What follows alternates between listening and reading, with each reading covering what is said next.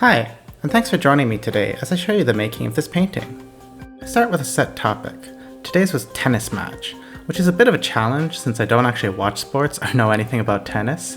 Before starting, I take a moment to think about the topic and what might make for an interesting image. I think about the idea and how I might depict it, like what sorts of camera angles and compositions, poses, or lighting situations I can use. I quickly run through a few options in my head before choosing one and try to visualize it as clearly as I can. Here I decided on a very graphic image that incorporates the stadium into the composition with a straight-on view and compressing the space like what happens with a telephoto lens. Within this, there's a lot of opportunity to bring abstract interest into the image through contrasting the different parts of the painting. Notice how I divide the space. I try to make it so that each section is a unique size and nothing is equal. If things are too equal, it gets really boring fast. And I don't want to waste either my time making a boring painting or waste your time making you look at a boring painting. So a quick line sketch helps me see that the composition works before I commit to painting anything.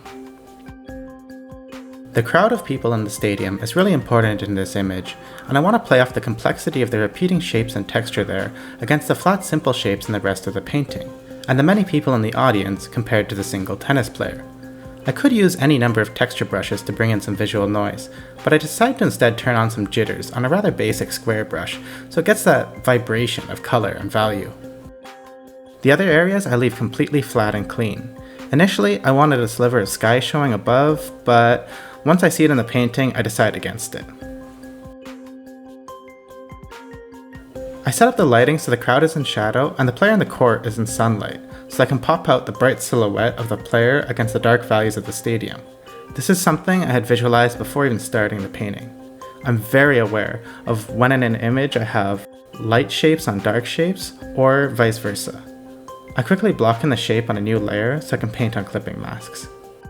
Initially I draw the racket, but I feel this painting is so graphic, having the precision of a perfect ellipse for it would help, so I use a selection.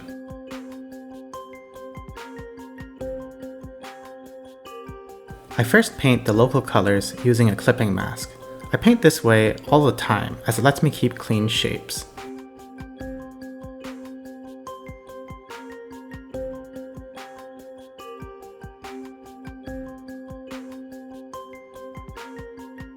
Afterwards, I can add the shadows with a multiply layer.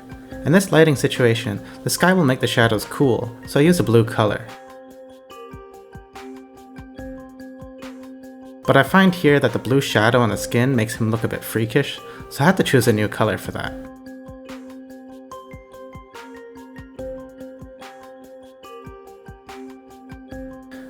Having small details like the netting on the racket can really help bring a sense of completion to an image, even if it's just a sketch like this. I try to balance having larger simple areas with small specific details.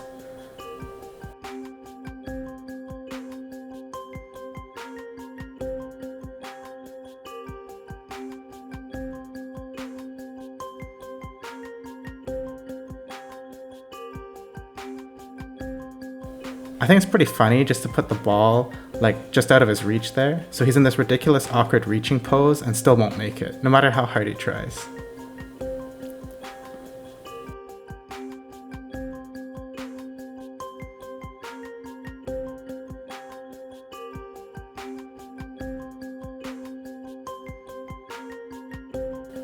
Painting a crowd is always a challenge, and there's many ways one could approach it. I decided to paint a few different people first at a larger size, which I'll then duplicate smaller many times. I only need a few different shirt colors to get a sense of natural variety. I mean, how many different types of tennis fans can there even be?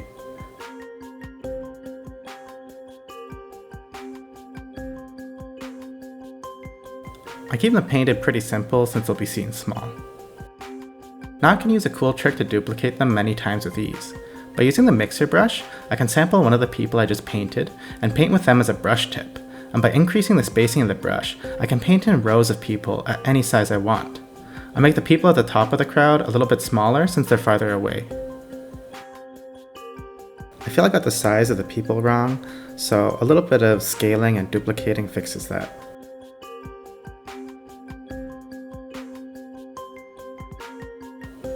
You can actually see me screw up here a bit because I keep hitting Alt instead of Shift, so I have to go back and resample the person, and then I make the same mistake again. I'm really bad with keyboard shortcuts.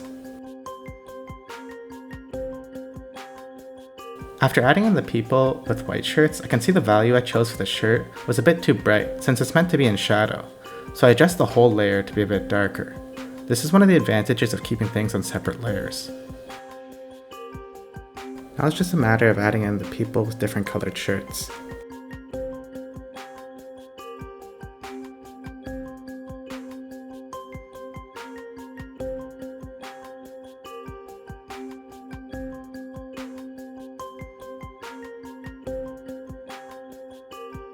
Since there is space showing between the people, I need to be careful of what's underneath them, and I reduce the contrast a bit on it and make it darker.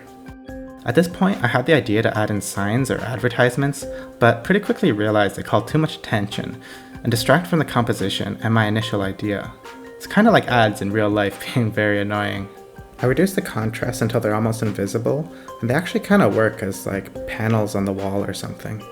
I felt the crowd is a little bit boring still, so I do a bit more with the mixer brush, sampling entire sections of people now and duplicating it randomly and doing different kinds of brush strokes. This was still a bit bland, so to add more visual interest, I thought it could be cool to add in a shaft of sunlight hitting a section of the crowd, perhaps going through a gap in a canopy off screen. I'm using a bright warm color and a layer set to overlay to add it in. I mask out a few spots in it to show the shadows cast from some of the people. The last thing I do is I add a layer of film grain to kill off the digital plastic feel, and I run through a few color lookup tables to see if there's a more interesting result in there, and then I knock back the opacity of each. My 30-minute timer beeps and I'm done. Time flew by, but knowing both my tools and intentions going into this, I was able to get a finished sketch. I hope following along with me as I explained my thoughts was helpful to you, and you learned a thing or two. I'm going to be making more videos, so be sure to subscribe to my channel. Thanks, and have a nice day.